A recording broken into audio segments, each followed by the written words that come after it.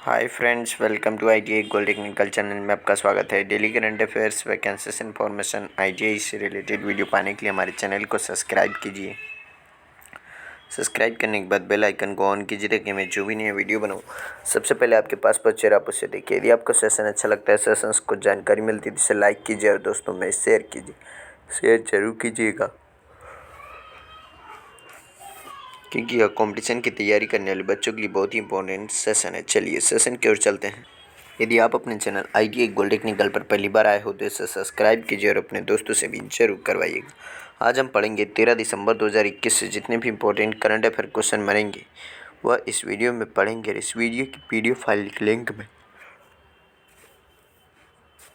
इसी वीडियो के डिस्क्रिप्शन में दे दूंगा, वहाँ से जाकर उसे डाउनलोड कर लीजिए ताकि एग्जाम के टाइम पर आप आसानी से रिविजन कर सकते हैं। तो आज का हमारा पहला क्वेश्चन है, हाल ही में अंतर्राष्ट्रीय पर्वत दिवस कब मनाया गया? तो इस क्वेश्चन का राइट आंसर है ऑप्शन नंबर सी, 11 दिसंबर। 11 दिसंबर को अंतर्राष्ट्रीय स्तर पर पर्वत दिवस मनाया गया है।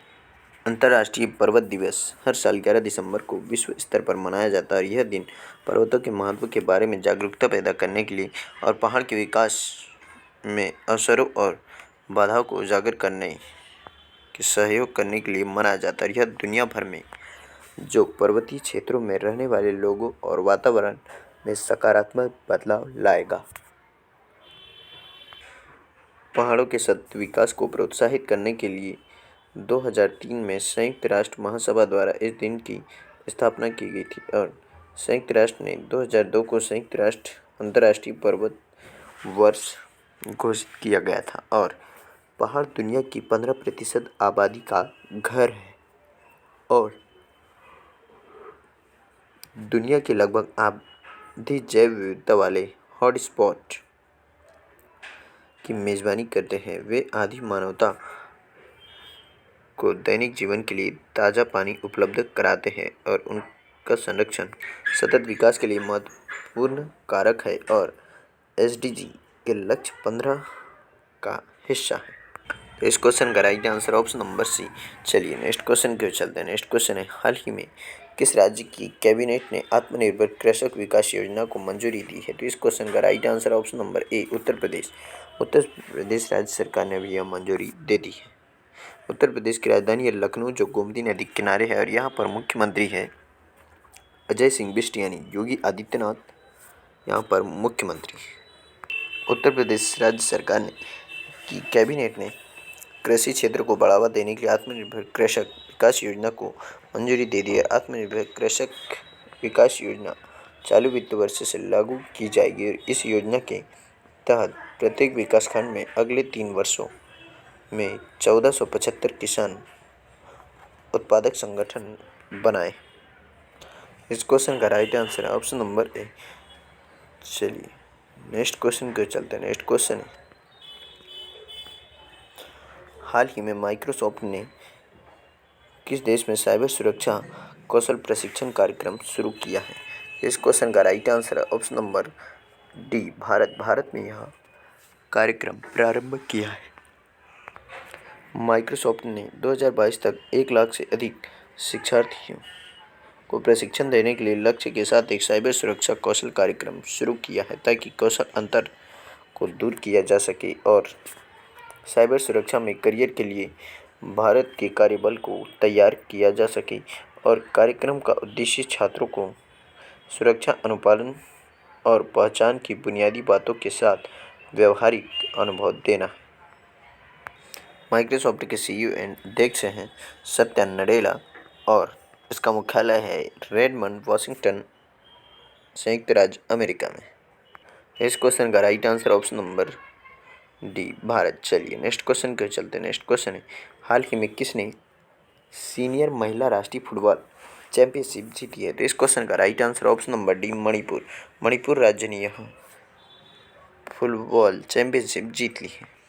केरल के कोझिकोड में ईएमएस स्टेडियम में फाइनल में रेलवे पर नाटकीय पेनल्टी शूटआउट जीत के बाद मणिपुर ने अपनी सीनियर महिला राष्ट्रीय फुटबॉल चैंपियनशिप ताज को सफलतापूर्वक बचाव किया है और नियमन और अतिरिक्त समय में गोल करने के अवसर की कमी के बाद मैच 0-0 के स्कोर के साथ पेनल्टी में चला गया और मणिपुर की गोलकीपर ओकराम रोशनी देवी ने 3 बचाव करके अपनी टीम को इस स्तर पर अपना 21वां खिताब दिलाया। तो इस क्वेश्चन का right answer option number D. चलिए नेक्स्ट क्वेश्चन की ओर चलते हैं। नेक्स्ट क्वेश्चन है, हाल ही में संकेत महादेव सागर ने राष्ट्रमंडल भारोत्तोलन चैंपियनशिप 2021 में कौन सा पदक जीता है? तो इस क्वेश्चन का राइट आंसर ऑप्शन नंबर ए, स्वर्ण पदक जीता है इन्होंने। यही है संकेत महादेव सरगर जिन्होंने अब स्वर्ण पदक जीता है।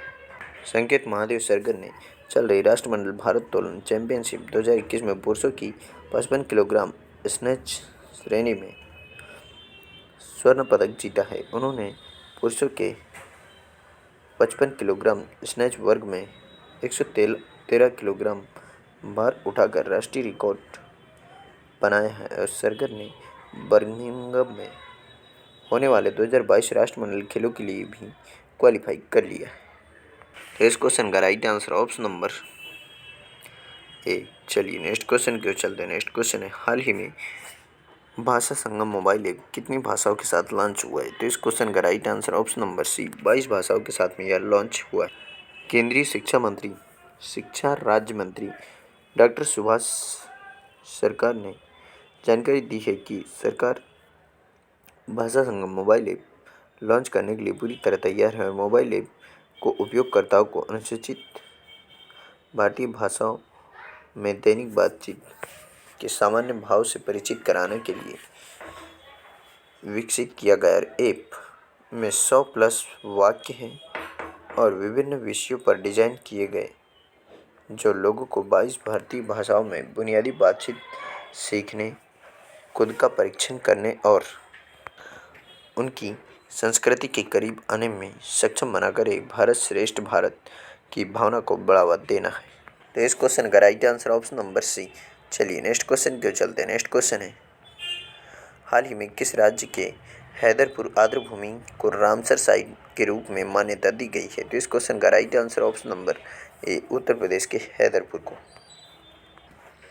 पश्चिमी उत्तर प्रदेश के बिजनौर से लगभग 10 किलोमीटर दूर मध्य गंगा बैराज से लगे हैदरपुर वेटलैंड को 1971 के रामसर कन्वेंशन ऑन वेटलैंड्स के तहत मान्यता दी गई है और उत्तर प्रदेश अब 9 रामसर आर्द्रभूमि का घर है।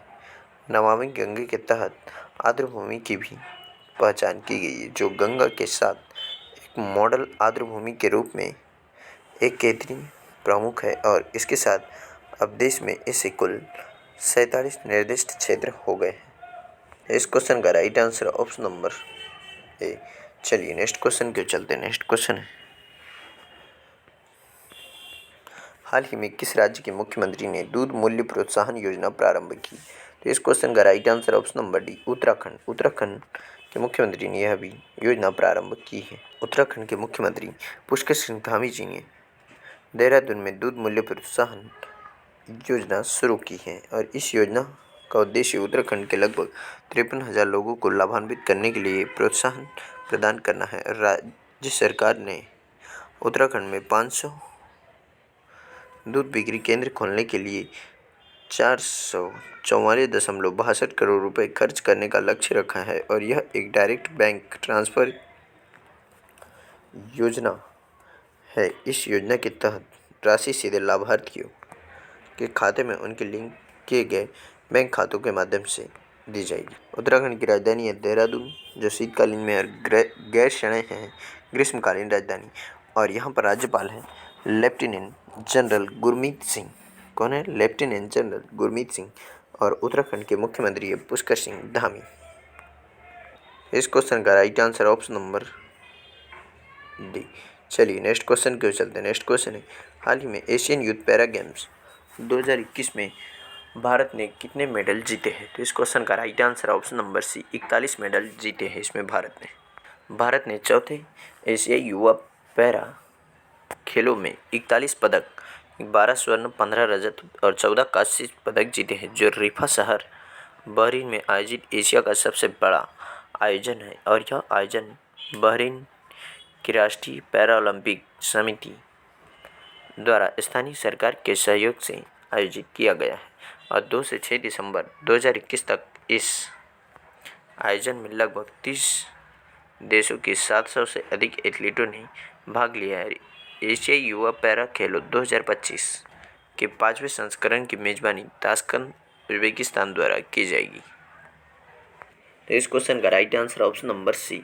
चलिए नेक्स्ट क्वेश्चन की ओर चलते हैं। नेक्स्ट क्वेश्चन है, हाल ही में सुरेश जाधव जी का निधन हुआ, वह कौन थे? तो वह एक रिसर्च फिलोसफी थे जिनका भी हाल ही में निधन हो गया। तो इसका right answer option number D, यही थे सुरेश जाधव जिनका भी हाल ही में निधन हुआ है। सीरम इंस्टीट्यूट ऑफ इंडिया के कार्यकारी निदेशक डॉक्टर सुरेश जाधव का निधन हो गया और उन्होंने कोविशील्ड वैक्सीन के विकास में महत्वपूर्ण भूमिका निभाई है और वहाँ कई राष्ट्रीय और अंतर्राष्ट्रीय निकायों और संगठनों का हिस्सा थे। और सीरम इंस्टीट्यूट ऑफ इंडिया दुनिया का सबसे बड़ा वैक्सीन निर्माता है और यह भारत की औषधि महानियंत्रक से वैक्सीन उम्मीदवार के अनुमोदन के लिए आवेदन करने वाली दूसरी कंपनी है।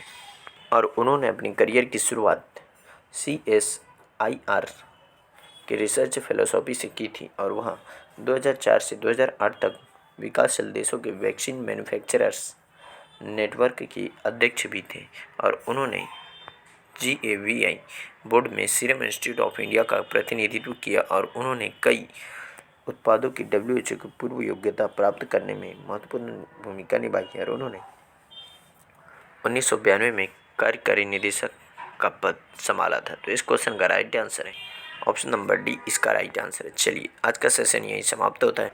यदि आप अपने चैनल ITI गोल्ड टेक्निकल पर पहली बार आए हो तो इसे सब्सक्राइब कीजिए। सब्सक्राइब करने के बाद बेल आइकन को ऑन कीजिए ताकि मैं जो भी नया वीडियो बनाऊं सबसे पहले आपके पास पहुंचे, आप उसे देखिए। यदि आपको सेशन अच्छा लगता है, सेशंस को जानकारी मिलती है तो इसे लाइक कीजिए और दोस्तों में शेयर कीजिए। Thank you so much watching for my video. मिलते हैं नेक्स्ट सेशन में।